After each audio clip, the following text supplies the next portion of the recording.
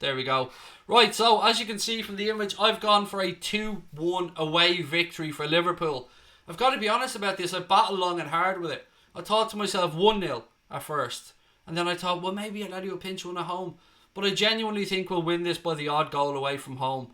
It's not going to be easy. Atletico are going to grind it out and make it difficult for us. But I think we're going to win by the odd goal away from home. I think we'll definitely score, whether it's 1-0 or 2-1. I was 50-50 on it. So I've gone for a 2-1 win for Liverpool. I'm going to go through my predicted Liverpool 11, and then I'll talk a little bit about Atletico and the injuries that they have as well. So for me, this is a difficult decision as always, particularly around the midfield. I've gone for Alisson, Trent, Gomez, VVD and Robbo. I think that's fairly self-explanatory. Then I've gone for Fabinho, Jordan Henderson and Gini Wijnaldum, and the front three to be the front three, the big three.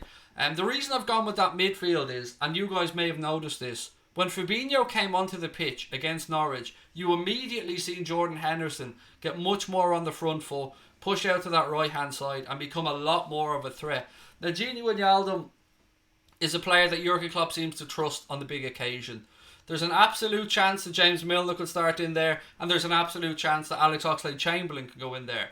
But I'm just rolling the dice here on what I think Jurgen Klopp will go with, and I think he'll go with his trusted three: Fabinho, Henderson and Gini Wijnaldum.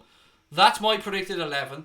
Of course I want to hear what you guys have to say in it. Now with regards to Atletico, they've had a lot of injuries lately. So Kieran Trippier is definitely ruled out for Atletico. We've seen Alvaro Morata was back recently for the game on Friday. And depending on what you read and where you read it from, a couple of people are saying there might be a little surprise around the likes of Diego Costa and João Felix that they might be available for Atleti. Some people are saying not a chance in hell that they will. So I don't know if this is mind games from Simeone or if they're definitely going to be ruled out. Trippier, 100% ruled out.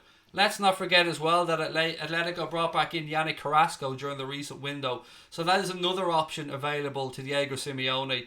And they're a decent side. They are a decent side, Atletico. I think we'll beat them over 2 legs. But Rabadan said, I'll take a draw. Even a 1-goal loss is acceptable. For me, again, whatever happens, I think it's important we score. I think it's important that we go over to Madrid and pinch a goal. Whatever happens after that, we'll wait and see. I just don't like coming away with a 0-0. That always makes me nervous. So 1-1, 2-1, something like that would do me grand. Simon reckons 3-0 to Liverpool. All Atletico's forwards are injured. Kay Brennan said 3-0 to Liverpool. T4L_mouse 2-0 to Liverpool. Derek's gone 3-0. Keegan said agree with that 11. Oxlade-Chamberlain and maybe Minamino and Keita off the bench. Yeah, Minamino's an interesting one, Keegan, isn't he, mate? Because he was at Norwich yesterday. I think there was even images of him out warming up. But he didn't make the match day squad. He didn't make the bench. This will happen more and more as we go with this very strong squad of ours. I think we could have more subs on the bench in the Champions League. Is that right? My memory's shocking about stuff like this. But either way, Minamino will be somebody I think we'll expect more of next season. Anything from Takumi this season for me will be a bonus. Any minutes that he gets, any goals that he scores, anything like that will just be him getting up to speed with Liverpool's tactics, getting up to his fitness levels that Klopp demands from his players. Although, to be fair, he does look like a very fit, well-drilled fella. And Salzburg certainly are a capable, fit and well-drilled team that don't play a million miles away from how Liverpool play.